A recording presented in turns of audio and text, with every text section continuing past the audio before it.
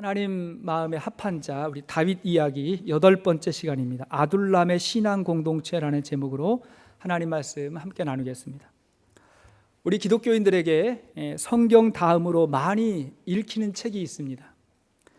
이 책은 1678년도에 영국에서 처음 출간되었는데, 그 책이 영국 문학의 새로운 시대를 열었다고 그렇게 평가받습니다. 이 책이 우리나라에 처음 소개된 것은 조선 후기 1895년 한 선교사님에 의해서 이 책이 한국어로 번역이 되었는데, 이것이 우리나라에 최초로 번역된 소설이라고 합니다. 이 책의 저자의 이름은 존 버니언이고, 그가 쓴 이 책은 The Pilgrim's Progress, 그러니까 순례자의 여정, 우리말로 철로역정이라고 하는 책입니다. 철로역정. 이 존 버니언은 당시 아주 독실한 그리스도인이었습니다. 하지만 당시의 영국 사회, 영국 교회는 영국의 국교회, 지금으로 말하면 영국 성공회인데요, 그곳이 교회를 장악하고 있었는데, 그때의 영국 국교회는 성경적이지 않은 여러 가지의 제도와 교리로 인해서 문제가 많았습니다. 여기서 탈피해서 순수한 성경적 신앙을 고수했던 사람들을 우리는 퓨리탄스, 청교도인들이다, 이렇게 말해요. 청교도인. 존 버니언이 바로 청교도인이었습니다. 그가 많은 사람들에게 바른 성경을 가르치고 바른 설교를 했을 때 그걸 불법으로 여겨가지고 종교 재판을 하게 됩니다. 그래서 그 죄값으로 말미암아 감옥에 갇히게 돼요. 그리고 나서 그가 그 감옥에 들어가서 쓴 불후의 명작이 바로 철로역정입니다. 그러니까 이 버니언에게 있어서 감옥은 지옥이 아니었어요. 어둠의 장소가 아니었습니다. 그는 그 안에서 하나님을 만났고, 그리고 하나님과 교제하는 거룩한 예배의 처소로 그곳을 삼았던 것입니다. 여러분, 어떤 사람은 교회에 와서 예배를 드리면서도 몸과 마음으로 죄를 지을 수가 있어요. 반면에 어떤 사람은 감옥에 있으면서도 선한 일을 행하는 믿음의 사람이 될 수 있다는 것입니다. 그러니까 중요한 것은 장소가 아니라 참된 예배자가 되는 거예요. 자, 어디에 있느냐? 장소, 그것도 중요하겠죠. 더 중요한 건 뭐냐면 내가 서 있는 그곳에서 하나님을 경외하고 예배하는 참된 예배자가 되는 것입니다. 다윗이 그랬어요. 다윗은 언제나 참된 예배자로 살았습니다. 자, 계속해서 다윗의 광야 생활이 이어지고 있습니다. 다윗이 사울을 피해가지고 살기 위해서 도망을 갔어요. 놉 땅으로 갔다가 제사장에게 몸을 의지했다가 여기도 안 되겠다 싶어가지고 다시 도망을 갑니다. 블레셋의 가드 땅으로 갑니다. 거기는 골리앗의 고향이었어요. 가보니까 많은 사람들이 다윗을 알아봐가지고 거기서 죽게 됐어요. 다윗이 살기 위해서 미친 척을 합니다. 미친 사람처럼 행동을 해요. 그리고 나서 겨우 살아남아가지고 다시 도망을 쳐야 되는 그러한 비참한 신세가 됐습니다. 그러고 보니까 지금까지 다윗이 사울을 피해가지고 도망가는데 어디를 가나 봤더니 자꾸 사람을 찾아가는 거예요. 사람을 의지하는 거예요. 살려고. 근데 다윗이 깨닫는 건 뭐냐면 사람도 믿지 못하겠구나, 사람들도 나를 지켜주지 못하는구나 라는 걸 깨닫고 이제는 사람이 전혀 없는 곳으로 찾아가게 되는, 광야로 가게 됩니다. 그곳이 어디입니까? 아둘람 굴이에요. 본문 1절 말씀 보니까 그러므로, 이 말은 그러므로 미친 척하고 나서 겨우 살아나서 그러므로 다윗이 그곳을 떠나 아둘람 굴로 도망하며, 자, 아둘람 굴로 숨었습니다. 이 아둘람이라고 하는 말은 피난처 혹은 은신처라고 하는 말인데, 유대와 블레셋의 접경 지역에 있는 인적이 거의 없는 광야에 있는 굴이었습니다. 그 길로 숨은 거예요. 다윗은 이곳에서 더 이상 사람을 의지할 수가 없어요. 사람이 없어요. 또 광야의 굴 속이니까 먹을 물도 먹을 음식도 거의 없는 그런 상황이 돼버렸습니다. 그러니까 정말 하나님만 바라봐야 되는 그런 상황이 돼버린 것입니다. 이때 다윗이 하나님께 부르짖었던 기도가 참 많이 있는데, 시편 142편이 그 굴 속에서 그가 하나님께 올렸던 기도입니다. 시편 142편 1절 이하의 말씀을 같이 한번 다윗의 심정을 가지고 한번 읽어보겠습니다. 시작. 내가 소리내어 여호와께 부르짖으며 소리내어 여호와께 간구하는도다. 내가 내 원통함을 그의 앞에 토로하며 내 우환을 그의 앞에 진술하는도다. 내 영이 내 속에서 상할 때에도 주께서 내 길을 아셨나이다. 내가 가는 길에 그들이 나를 잡으려고 올무를 숨겼나이다. 오른쪽을 살펴보소서. 나를 아는 이도 없고 나의 피난처도 없고 내 영혼을 돌보는 이도 없나이다. 오른쪽을 살펴보고 왼쪽을 살펴보고 주위를 보지만 아무도 없어요. 아무도 없기 때문에 지금 다윗이 누구에게 부르짖으며 기도하고 있어요? 하나님에게 기도하고 있는 거예요. 그렇게 다윗은 그 광야에서 하나님과 깊은 만남을 갖게 되었습니다. 그러다가 하나님이 그 다윗의 삶 가운데 개입하셨어요. 아니, 그 이전부터 하나님이 다윗의 삶 가운데 개입하셨습니다. 마치 조한 번연이 고통스러운 감옥에서 철로역정이라고 하는 명작을 쓸 수 있었던 것처럼 다윗은 이 아둘람 굴 속에서 훗날 그가 이스라엘의 왕이 되었을 때 필요한 영적인 훈련을 받고 또 그곳에서 만난 사람들과 함께 그가 진정한 이스라엘의 지도자로 성장하게 되는 것입니다. 오늘 본문은 참 짧고 간결해요. 사실 1절, 2절 말씀, 2절 말씀만 봐도 되는데 참 짧습니다. 근데 여러분, 성경을 읽는 묘미는 뭐냐면 행간을 읽는다 그래요. 행간. 그러니까 이 문장과 문장 사이에 있는 의미를 들여다볼 때 성경을 읽는 풍성함이 있어요. 이 2절 사이에 다윗의 삶이 어땠을까? 우린 참고적으로 그 당시에 썼던 시편의 다윗의 고백들을 보면서 그 당시에 다윗의 삶을 돌아볼 수가 있게 되는 것입니다. 도대체 이 아둘람 굴 속에서 어떠한 일이 있었던 걸까요? 다윗은 이곳에서 무슨 훈련을 받았을까요? 첫 번째 훈련은 연약한 자를 품을 수 있는 마음을 갖게 됐어요. 연약한 사람을 품을 수 있는 마음. 자, 다윗이 살아남기 위해서 이 굴 속에 숨었는데 전혀 생각하지 못했던 일이 벌어지게 되는 거예요. 어떻게 알았는지 다윗의 소문을 듣고 사람들이 굴 속으로 찾아오는 거예요. 사울은 모르는데 사람들이 찾아오는 거예요. 자, 1절 2절 말씀 다시 읽어볼까요? 시작. 그러므로 다윗이 그곳을 떠나 아둘람 굴로 도망하매 그의 형제와 아버지의 온 집이 듣고 그리로 내려가서 그에게 이르렀고 환난당한 모든 자와 빚진 모든 자와 마음이 원통한 자가 다 그에게로 모였고 그는 그들의 우두머리가 되었으며 그와 함께한 자가 400명가량이었더라. 자, 먼저 다윗의 가족들이 찾아왔습니다. 혹시 사울에게서 죽을 수도 있으니까, 그러니까 아들을 찾아왔겠죠, 동생을 찾아왔겠죠. 가족들이 찾아온 건 이해가 되는데 이어서 오갈 곳이 없는 사람들이 다윗을 찾아왔어요.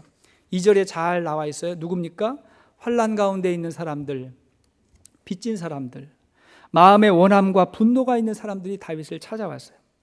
아마도 이 사울의 폭정에 시달렸던 사람이었을 수도 있고, 그렇지 않으면 개인적으로 너무 억울한 일, 너무 분한 일, 아픔을 겪어가지고 의지할 곳 없는 그런 저런 사람들이 찾아왔는데 인원이 몇 명이나 됩니까?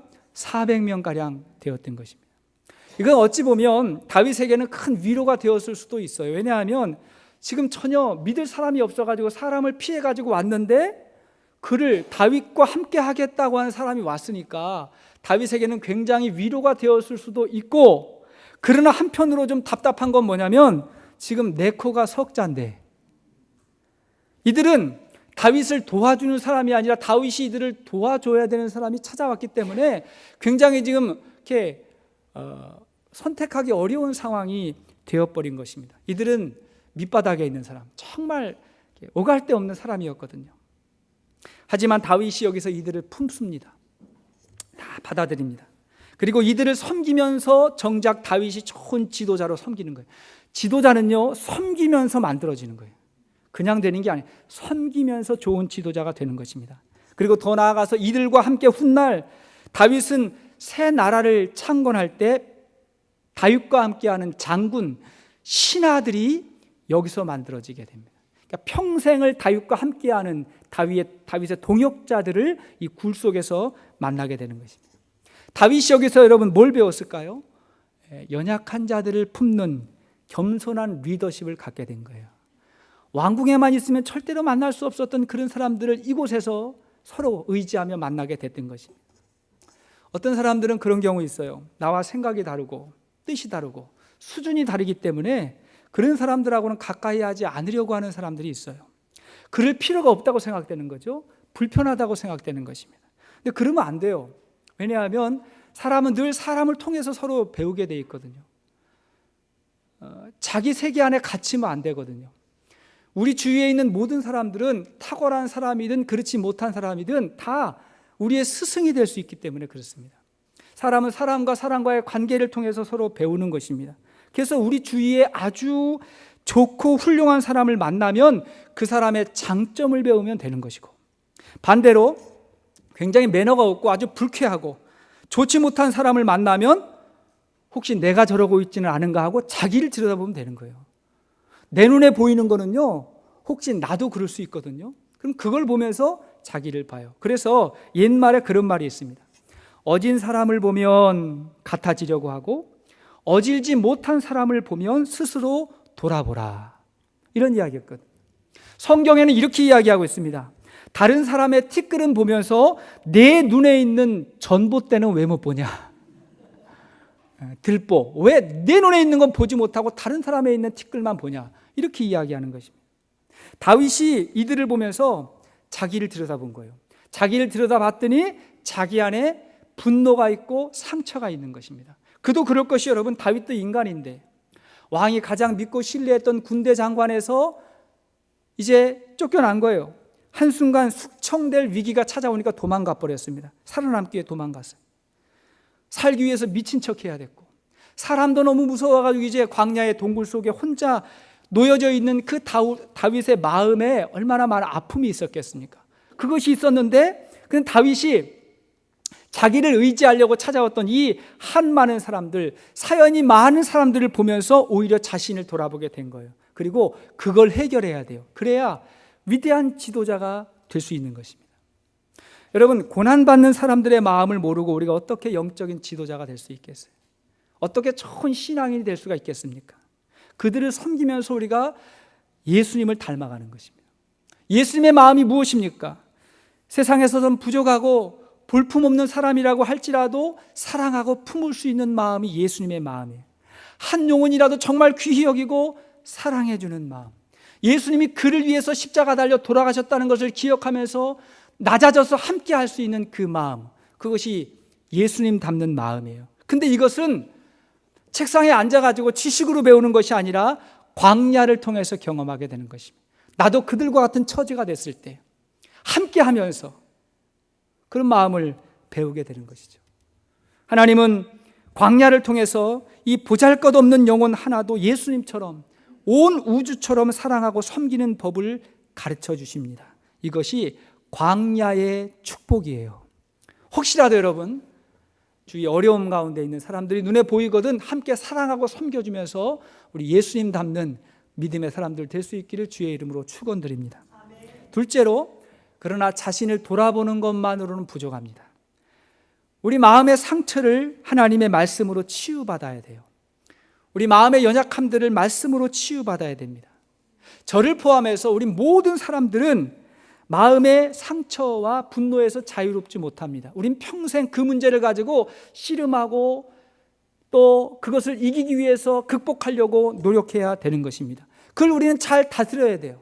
근데 잘 다스릴 때 그것을 알아야 다스리는 것이고, 어떻게 그것을 극복할 수 있는지를 또 배워야 다스릴 수 있는 것입니다. 만약에 그런 방법을 알지 못하면 우리가 알게 모르게 우리의 삶 가운데 우리의 마음의 상처나 분노가 많이 드러나게 될 것이고, 정말 중요한 건 뭐냐면 가장 결정적인 순간에 치명적인 실수를 하게 됩니다. 그래서 이 문제를 우리가 늘 극복하려고 애쓰는 것입니다. 미국의 역대 대통령 가운데 가장 머리가 좋고 탁월했던 사람이면서 가장 실패한 대통령으로 평가되는 분이 리처드 닉슨 대통령이라고 하면 굉장히 탁월한 사람이에요. 근데 지금 최악의 대통령 뽑으면 닉슨 대통령을 다 뽑습니다. 그 이유가 있죠. 닉슨은 말 그대로 정말 차갑고 냉정하고 냉철한 정치인이었습니다. 아시는 바와 같이 대통령에 재선하기 위해서 워터게이트 사건을 주도합니다. 워싱턴에 있는 워터게이트 빌딩의 상대 당, 그러니까 민주당이죠. 민주당의 회의실에 도청 장치를 설치하려고 하다가 그것이 발각돼 가지고 거짓말하고 그 도덕성에 치명적인 타격을 입어 가지고 이제 대통령에서 탄핵되는 그런 추락의 길을 가게 됩니다. 대통령을 연구하고 특별히 닉슨을 연구하는 사람들은 그 원인이 그의 유년 시절과 청년 시절 그리고 정치 초년 시절에 치유되지 않았던 깊은 상처가 그 원인이라고 진단합니다. 그가 아주 어려운 환경에서 자랐고 그 다음에 형제들이 어렸을 때 많이 죽었답니다. 그 아픔이 있었고 그 다음에 사람들에게 제대로 된 칭찬 한마디 듣지 못하는 그런 환경에서 자라면서 부정적인 자아관이 생긴 거예요. 스스로를 보면서도 부정적이고 세상을 보면서도 부정적이고, 근데 거기서 이겨야 되니까 그 마음이 얼마나 메마르겠습니까? 얼마나 냉정하겠습니까? 결국 이 닉슨이 성격이 너무 자주 분노하고 사실을 감정적으로 대응하게 되고 그리고 잘못된 정치 윤리를 갖게 된 거예요. 이겨야 되니까, 살아남아야 되니까. 그러다 보니까 하지 말아야 될 일까지 하다가 결국은 추락해버린 것입니다. 여러분, 다윗도 그렇게 될 이유가 너무 많아요. 다윗이 집에서 굳은 일 다 했어요. 부모님이 그 양치는 일, 힘든 일이잖아요. 다윗이 다 했고, 형들이 다윗을 그렇게 예뻐하고 사랑하지 않았던 것 같아요. 여러 가지 가능성이 많았음에도 불구하고 다윗은 그러지 않았습니다. 그리고 여러분, 지금 다윗이 자신을 찾아온 사람들의 그 마음에 분노가 많을 거 아닙니까? 그 사람들이 이 분노심과 증오심을 그대로 이용해서 사울과 대항했다면 그거는 혁명은 될 수 있어도 그것으로 인해서 하나님 나라는 세워지지 않습니다. 다윗은요, 이스라엘 나라를 재건하는 게 아니라 하나님의 영광을 드러내야 될 하나님의 나라를 세워야 되거든요. 하나님의 나라는 혁명으로 이루어지는 게 아닙니다.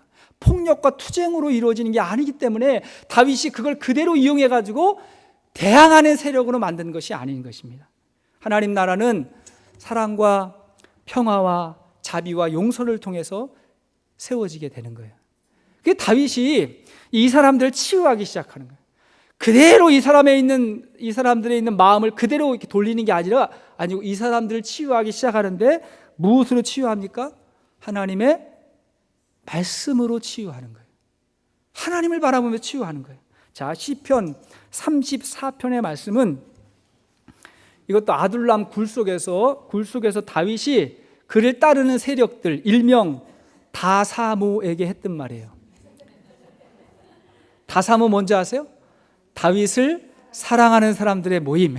그 사람들에게 다윗이 이렇게 이야기했어요. 자, 시편 34편 9절 이하의 말씀입니다. 자, 시작. 너희 성도들아 여호와를 경외하라. 그를 경외하는 자에게는 부족함이 없도다. 젊은 사자는 궁핍하여 줄일지라도 여호와를 찾는 자는 모든 좋은 것에 부족함이 없으리로다. 너희 자녀들아 와서 내 말을 들으라.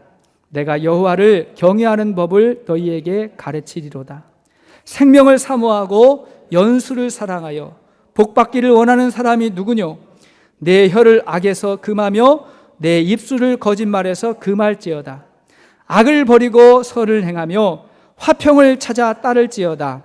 여호와의 눈은 의를 향하시고 그의 귀는 그들의 부르짖음에 기울이시는도다. 아멘. 뭐라 그래요? 너희 성도들아, 이 무리들아 여호와를 경외할지어다. 여호와를 경외할지어다. 자녀들아 내 말을 들어라. 여호와를 경외하는 법을 너희에게 가르치리라. 이렇게 이야기하면, 그러니까 다윗이 그 안에 있었던 굴 속에 있었던 그 사람들을 통해서 무슨 반정부 시위대를 만들고 국가에 대항하는 어떤 세력을 만든 것이 아니라 그들을 신앙 공동체로 만든 거예요. 믿음 공동체로, 하나님을 예배하는 그런 공동체로 만든 것입니다. 철저하게 이들에게 말씀을 가르쳐요. 그래서 이들로 하여금 하나님을 경외하고 하나님의 뜻을 따르는 하나님의 군사들이 되게 하는 것입니다. 그러니까 그들로 말미암아 새 나라가 이루어지게 되는 것입니다. 저는 제가 늘 설교하고 말씀을 가르치면서 조심해야 될 것이 있다고 생각합니다. 늘 제가 저를 돌아보면서 조심해야 되는 건 뭐냐면, 제가 설교하면서 부정적인 말 하지 아니하도록, 비판적인 말 하지 아니하도록, 제가 세상에 대해서 강한 비판을 한다거나 국가나 지도자들에게 늘 비판적인 그런 이야기를 하고 또 기존에 있는 교회, 기성교회에 대해서 늘 비판을 한다 그러면 여러분, 우리 교회는 건강한 교회가 될 수가 없어요. 우리 교회에 누가 오겠습니까? 정말 신실하게 예수님을 만나가지고 신앙생활을 잘 하려고 하는 사람도 물론 있겠지만 세상에 대해서 분노하고 증오하는 사람들, 또 예전 교회에 정착하지 못하고 상처받고 갈 곳 없는 그런 분들이 오실 거 아닙니까? 근데 그런 분들이 오셔서 치유받아야 되는데 무엇으로? 똑같이 비난한다고 치유되는 것이 아니라 저는 그리스도의 복음으로, 하나님의 사랑으로 그런 모든 것들이 다 치유받아야 된다고 믿습니다. 자꾸 그런 이야기를 하면요, 내가 그 상처를 극복하지 못한 거예요. 그러잖아요. 하나님의 은혜로 축복해야 될 것이고, 자꾸 그런 영성이 우리 가운데 굳어지면 우리 공동체는 자화자찬만 하는 이상한 공동체가 될 것입니다. 하지만 하나님의 복음은 그런 게 아니에요. 그런 거 아닙니다. 우리 모여가지고 세상을 향해 증오하고 분노하고 우리가 옳다, 우리만 맞다, 그런 공동체가 아니라 하나님의 비밀은 다른 곳에 있는 것입니다. 중국의 지도자 가운데, 정말 중국의 역사 가운데 굉장히 기억될 만한 가정교회 지도자 왕밍다오, 한국말로 하면 왕명도 목사님이 계십니다. 이분은 1949년도 중국의 공산 정권이 들어서면서 이제 공산당이 통치하면서 중국 교회에 굉장한 핍박이 찾아옵니다. 그때 중국이 교회도 다 무너졌고 여러 가지가 굉장히 힘들어졌어요.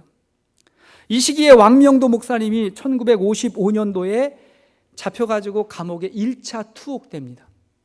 그렇게 감옥에 들어가가지고 모진 고문을 당하고 어려운 상황 가운데 1년 만에 1956년에 일종의 전향서를 쓰고 석방이 돼. 그러니까 나 예수 안 믿겠다, 난 복음 안 전하겠다, 이런 걸 쓰고 감옥에서 나오게 됩니다.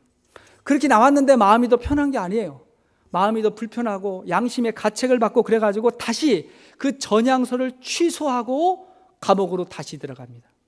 그렇게 감옥에 들어가서 20년 동안을 그분이 감옥에서 보내요. 그러다가 1979년도에 다시 석방이 됩니다. 그때 이제 정권이 바뀌고 그러면서 석방이 됐어요. 그 후에 1980년대에 이분이 중국에 있는 각지의 가정교회를 돌아다니면서 그 가정교회 성도들과 지도자들에게 전했던 말씀이 뭐냐면 용서예요. 용서.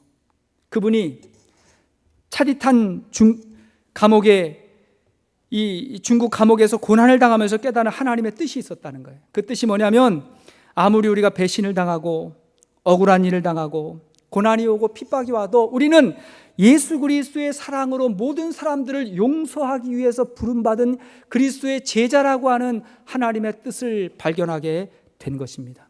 여러분, 교회는 그것을 위해서 존재하는 줄로 믿습니다. 우리 성도들은 그것을 위해서 존재하는 거예요. 어떤 일이 있어도, 억울한 일을 당해도 혹은 배신을 당해도 그래도 우리는 그리스도의 사랑을 가지고 사람들에게 나아가서 먼저 손을 내밀고 이끌어주고 사랑하고 품어줄 수 있는 그러한 공동체가 되는 것입니다. 그 공동체가 세상을 변화시키지 않겠습니까? 제가 얼마 전에 타운 내에 있는 한 식당에 갔다가 이지선 자매를 만났어요. 이지선 자매 알죠?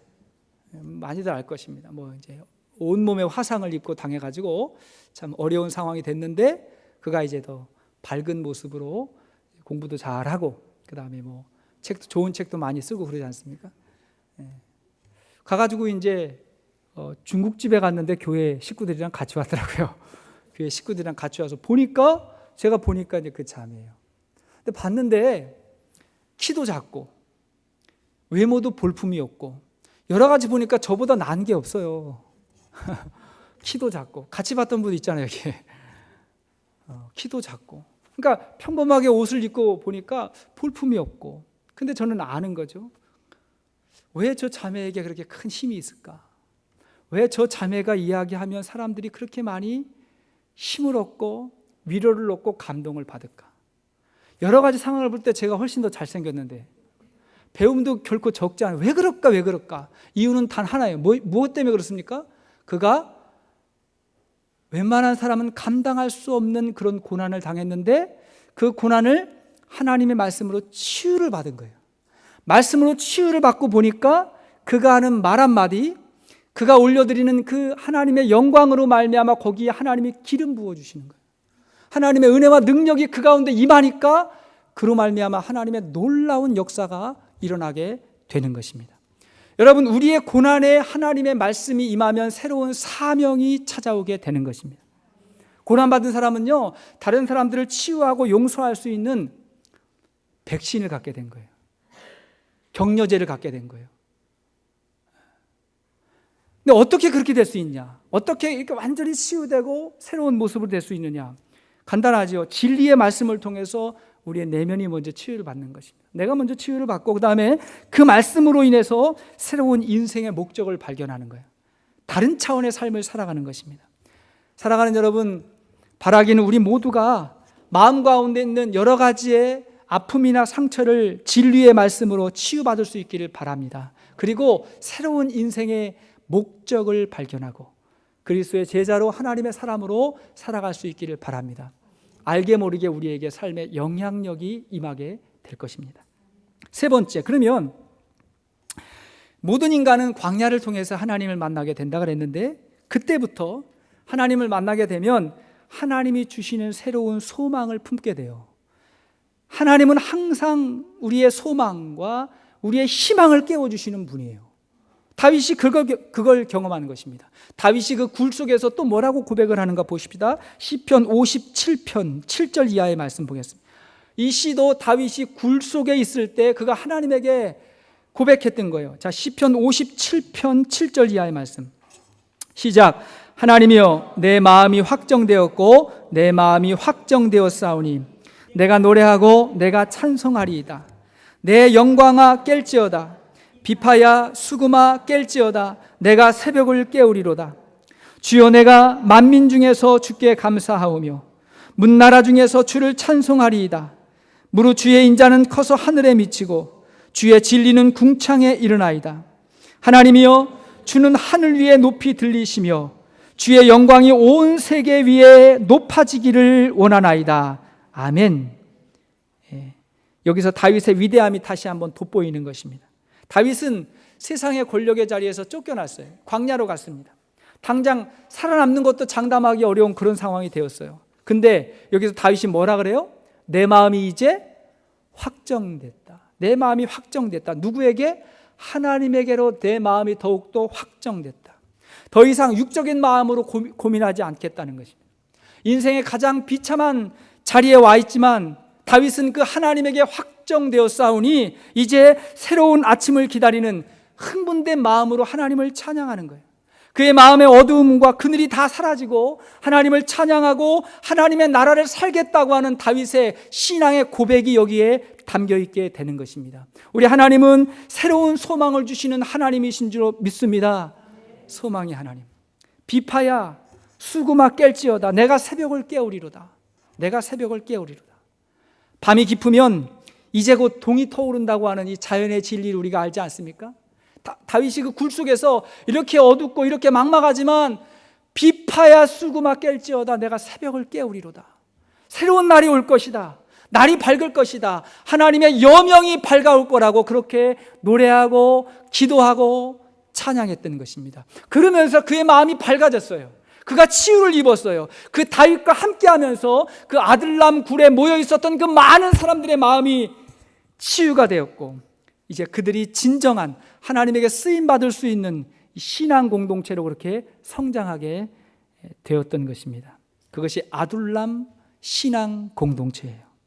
말씀의 결론을 맺겠습니다. 사랑하는 여러분, 오늘날 이러한 아둘람 공동체가 필요하지 않겠습니까? 또 이러한 아둘람 공동체가 있다면 어디겠습니까? 어디예요? 우리 시대의 아둘람 공동체는 교회입니다. 그리고 우리 목장입니다. 교회예요. 교회를 보십시오, 여러분. 세상에서 볼 때 예수님 당시에 그 무리들을 보십시오. 예수님과 그 제자들은 굉장히 문제투성이의 사람들로 보였을 거예요. 참 연약한 사람들이 모였습니다. 예수님도 마찬가지예요. 아니나 다를까 그 예수님은 십자가에서 처형당하면서 정말 비참하게 돌아가셨고 그 예수님을 따르는 제자들은 자기 스승이 죽는데도 무서워가지고 다 사분오열 도망갔던 그러한 제자들인데, 근데 그들이 십자가의 사랑이 무엇인지를 깨닫고 그들 위에 성령이 임하니까 그게 무엇이 됐습니까? 교회가 됐어요. 그리고 그 교회가 세상을 변화시키는 신앙 공동체가 된 것입니다. 교회는 그렇게 시작이 된 거예요. 교회는 처음부터 강하지 않았어요. 교회는 처음부터 세상을 변화시킬 수 있는 그런 능력이, 그런 희망이 없었습니다. 그런데 하나님이 역사하시니까 그들로 말미암아 세상이 변화됐어요. 세상이. 오늘날 교회에 첫 발을 내딛는 많은 사람들도 나름대로의 아픔과 어려움이 있는 분들이 많이 있지 않습니까? 제가 아무리 봐도 교회에 이렇게 오시면서 참 근사한 인생을 한번 살아봐야 되겠다, 인생을 참 아름답고 보람되게 멋지게 살아봐야 되겠다, 그런 마음을 가지고 교회에 오시는 분들은 거의 없는 것 같아요. 저도 그렇고 거의 그런 마음 가지고 오는 것이 아니라 늘 우리 마음 가운데는 어려운 일이 있고 고난이 있고 아픔이 있고, 그래서 사실은 하나님 앞으로 우리가 나왔는데 보니까 이 안에 뭐가 있어요? 하나님의 진리의 말씀이 있는 거예요. 이곳에서 우리의 마음과 또 세상을 향해 품었던 우리의 이 부정적인 시선을 그대로 계속해서 가지고 있는 것이 아니라 그 세상을 사랑할 수 있고 그 세상을 섬길 수 있는 그리스도의 진리의 말씀을 우리가 배우게 되었던 것입니다. 변화는 거기서부터 시작되는 거예요. 교회는 그런 곳입니다. 그렇게 우리가 하나님의 말씀으로 배우고 하나님을 찬양하는 그런 공동체가 되다 보니까, 지나고 보니까 다윗과 함께 했던 그 사람들이 새로운 나라를 세웠던 것처럼 저와 여러분들, 우리 모두가 예수님을 따라서 우리의 삶의 영역에 하나님의 나라를 세우는 하나님의 믿음의 사람들이 되었던 것입니다. 우리 가정이 하나님 나라가 될 것입니다. 세상이 하나님 나라가 될 것입니다. 우리 교회가 하나님 나라 될 것입니다. 사람들이 뭐라고 이야기해도 하나님은 저와 여러분들을 통해서 하나님의 나라를 이루어 가시겠다고 그렇게 말씀하시고 우리에게 은혜를 주실 것이고 우리를 변화시키실 것입니다. 그 하나님 앞에 우리의 마음을 늘 내어드리면서 하나님이 이끌어가는 그런 인생이 될 수 있도록 오늘도 하나님 앞에 기도하고 헌신하고 찬양하는 믿음의 사람들 될 수 있기를 주의 이름으로 축원드립니다.